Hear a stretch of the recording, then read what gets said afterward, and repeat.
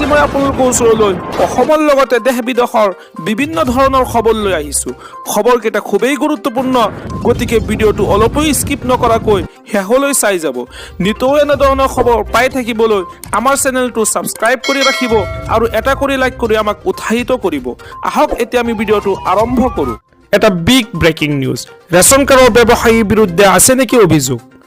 এতিয়াৰে পৰা অসাধু ৰেচন কাৰ্ডৰ দোকানী যাব জেললৈ। ৰেচন কাৰ্ডৰ অসাধু ব্যৱসায়ীৰ বিৰুদ্ধে দিয়ক অভিযোগ। ৰেচন কাৰ্ড থকা প্ৰতিগৰাকী লোকৰ বাবে জৰুৰী খবৰ। আপুনি ৰেচন কাৰ্ডৰ সামগ্ৰী লাভ কৰা নাই নেকি? আনহাতে সুলভ মূল্যৰ দোকানীয়ে কমকৈ দিছে নেকি খাদ্য সামগ্ৰী?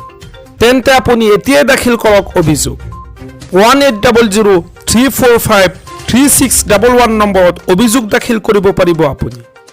BSNLৰ গ্ৰাহকসকলে 1967 নম্বৰত অভিযোগ দিব পাৰিব। এটা বিগ ব্ৰেকিং নিউজ। লক্ষ্য মুছলমান ভোটাৰ। মাদ্ৰাছা দৰগাহত মোদীৰ মন কী বাত। মুছলমান ভোটাৰক আকৰ্ষণ কৰাৰ চেষ্টা বিজেপিৰ। এইবাৰ মাদ্ৰাছা দৰগাহতো বাজিব প্ৰধানমন্ত্ৰী মোদীৰ মন কী বাত অনুষ্ঠান। মন কী বাত অনুষ্ঠানৰ জৰিয়তে মুছলমানসকলক স্পৰ্শ কৰাৰ লক্ষ্য মোদী চৰকাৰৰ।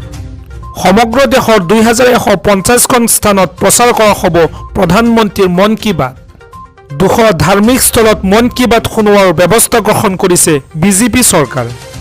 এই কাৰ্যসূচীবোৰত মৌলবী মৌলানা মাদ্ৰাছাত অধ্যয়নৰত শিক্ষাৰ্থীসকলে অংশগ্ৰহণ ল'ব। 85টা মুছলমান অধ্যুষিত সমষ্টিত মন কী বাতৰ প্ৰচাৰ কৰিব বিজেপিৰ সংখ্যালঘু মৰ্চাই। প্ৰধানমন্ত্ৰী মোদীৰ নীতি আদৰ্শ লৈ যোৱা হ'ব মুছলমান লোকৰ মাজলৈ। সংখ্যালঘু সম্প্ৰদায়ৰ লোকসকলৰ বাবে উল্লেখ থাকিব মন কী বাতত। ইয়াৰ পূৰ্বে প্ৰধানমন্ত্ৰীয়ে বিজেপি কাৰ্যকৰ্তাসকলক মুছলমান লোকৰ মাজলৈ যাবলৈ আহ্বান জনাইছিল। এটা বিগ ব্ৰেকিং নিউজ। ব্যৱসায় কৰিবলৈ চৰকাৰে দিব 50,000 টকা। কেনেকৈ কৰিব লাগিব আবেদন, আহক সবিহে জানো। কেন্দ্ৰীয় চৰকাৰৰ এক অভিলাষী আঁচনি। পদপথৰ বিক্ৰেতালৈ সুখবৰ। ব্যৱসায় কৰিবলৈ PM স্বনিধি আঁচনি লাভ কৰিব পদপথৰ ব্যৱসায়ীসকলে। এই আঁচনিৰ অধীনত 3টা কিস্তিত লোন দিব চৰকাৰে। পদপথৰ বিক্ৰেতাই প্ৰথমে 20,000 টকা, পাছলৈ ল'ব পাৰিব 50,000 টকাৰ ঋণ। ঋণৰ বাবে প্ৰয়োজন নাই কোনো ধৰণৰ গেৰাণ্টি দিয়া। সময়মতে ঋণ পৰিশোধ কৰিলে চৰকাৰে ৰাজসাহায্য দিব পদপথৰ ব্যৱসায়ীসকলক। এই আঁচনিৰ বাবে আবেদন কৰিবলৈ মোবাইলৰ সৈতে লিংক কৰিব লাগিব আধাৰ কাৰ্ড। pmswanidhi.mohua.org.in ৰ জৰিয়তে কৰিব পাৰিব আবেদন। আবেদন কৰিবলৈ আপোনাৰ লগত থাকিব লাগিব KYC নথি পত্ৰ। ফল মূল পাচলি বিক্ৰেতা, নাপিত, পাণ দোকানীয়ে কৰিব পাৰিব এই আঁচনিৰ বাবে আবেদন। এটা big breaking news. Ration card থাকিলেই পাব 5 লাখ টকাৰ সুবিধা।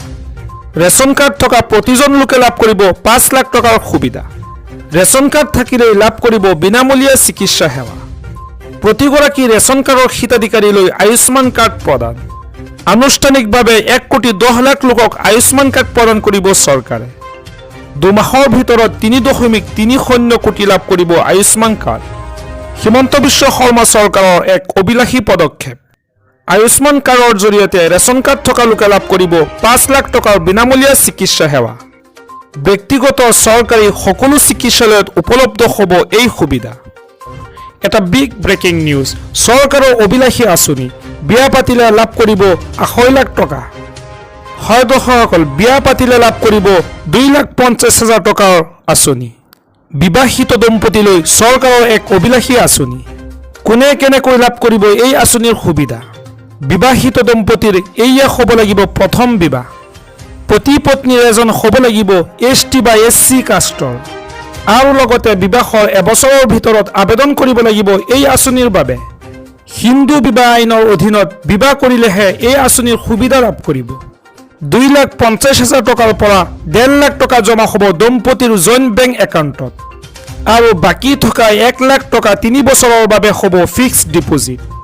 আম্বেদকাৰ আঁচনিৰ অধীনত এই সুবিধা লাভ কৰিব নৱদম্পতীয়ে।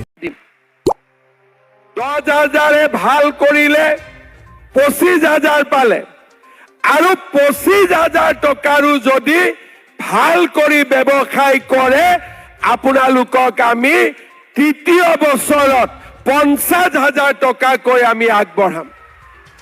10,000 গৈ 25,000 হ'ব, 25,000 গৈ 50,000 হ'ব আৰু মই বিচাৰো যে গহপুৰৰ যাতে আজি মিটিঙত উপস্থিত থকা সকলোৱে যাতে 25,000 টকা পাবলৈ সক্ষম হয় আৰু তেখেতসকলে আগবাঢ়ি গৈ লাখপতি বাইদেউ হওক তাক আমি কামনা কৰিম আমি ডিচেম্বৰৰ টকা নতুন অৰুণোদয় সকলকো দিব পাৰো আৰু ফেব্ৰুৱাৰীৰ উপহাৰটো যাতে সকলো মহিলাই পাব পাৰে তাৰ পিছতো 2-4 হাজাৰ বাদ পৰি ৰব আপোনালোকে চিন্তা নকৰিব অহাবাৰ আহি বাকী কামখিনিও কৰি দিম